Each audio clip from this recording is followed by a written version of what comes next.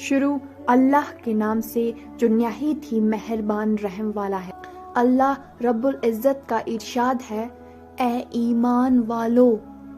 تمہیں تمہارا مال اور تمہاری اولاد اللہ کے ذکر سے غافل نہ کر دے،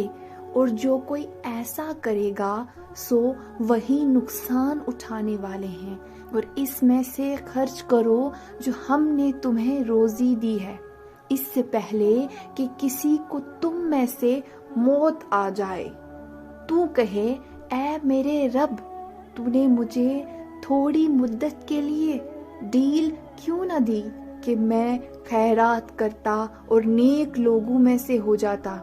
اور اللہ کسی نفس کو ہرگز مہلت نہ دے گا جب اس کی اجل آ جائے گی، اور اللہ اس سے خبردار ہے جو تم کرتے ہو۔